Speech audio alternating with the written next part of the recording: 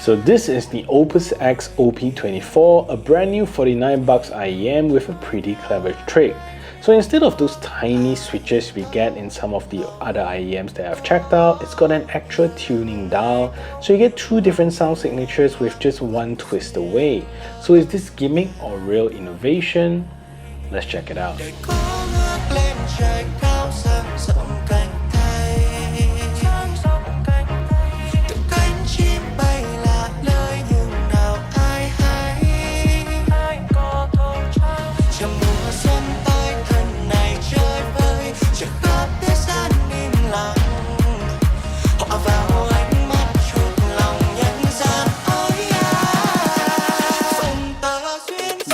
So the OoopusX OP.24 is the very first in-ear monitors from a new brand called OoopusX, and honestly for a debut product they've come up swinging with a modern design and pretty fresh take on tuning. So the OP.24 has this clean futuristic look, kind of like the industrial design you expect from brands like Nothing, mixed with a bold mecha inspired aesthetic, and the shells here are medium size, so they're not too big, they're very lightweight and also very comfortable to wear.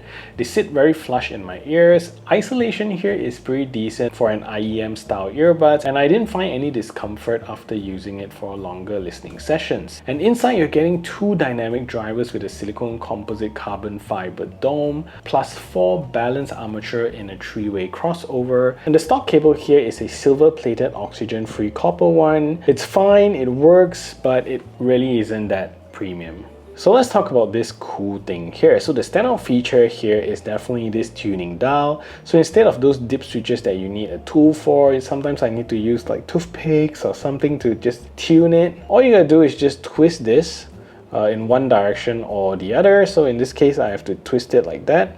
And once you twist that, it changes the sound signature on the fly.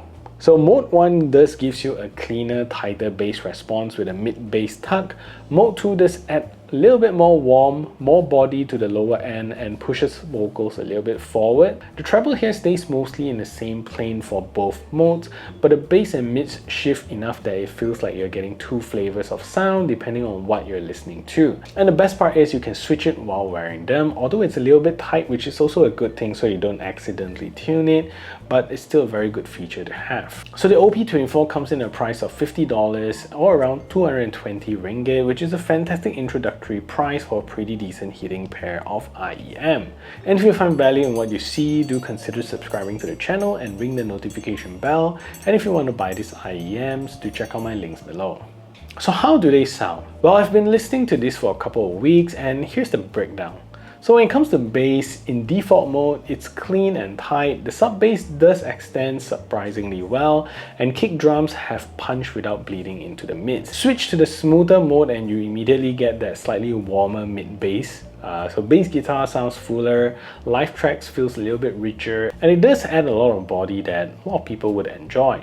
It's not overwhelming or boomy, just a nice boost. But if you ask me, personally I hope the bass could be a little bit deeper and a little bit more accurate. So vocals here sit slightly forward, especially in the smoother mode. Male voice gain warm and depth, while female vocals get a little bit more presence and acoustic instruments come across naturally. In default mode, mids are a bit cleaner and more separated, which I actually prefer for busier mixes like electronic music or rock.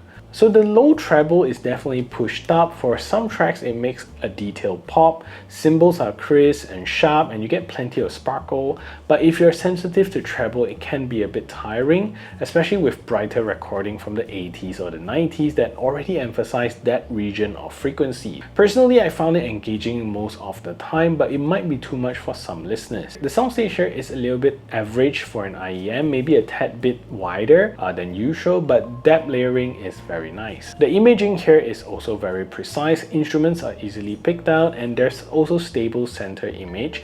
And for gaming or watching movies, they actually perform really well because of that clarity and separation. So what's good and what's not good? The biggest pro is definitely the tuning dial, which honestly is not a gimmick, it does work, and it gives you two genuinely different but still coherent sound signatures, and it's just so much easier to use than regular switches. The design is another win. These look modern, they feel intentional, and they stand out in a sea of budget IEMs that all kinda look the same. The comfort here is also excellent, lightweight, easy fit, and they're super easy to drive, so you don't need fancy gear to enjoy them. And on the downside, the lower treble presence could be too much depending on your taste and music library, and I would have loved a little bit more flexibility in the treble between the two modes, because as it stands, both signatures do keep the brightness. And the included cable is okay, it works, but compared to what some other brands are including at this price point, it does feel like a step behind. So overall thoughts, the OoopusX OP.24 is a really promising debut. The tuning dial is clever, it's useful, and both modes sound good in their own way. And the design here is modern, the fit is comfortable, and for under 50 bucks, it feels like OoopusX is onto something here. It's definitely not perfect, and I think the treble is not for everyone, and the cable could be better, but as a first product, it shows a lot of promise. And I would say that this is one of the more interesting budget IEM released this year. If you want to check out another IEM review, click on this playlist over here, and if you want to check out Heidi's latest MK10, click over here, and I'll see you over at those videos.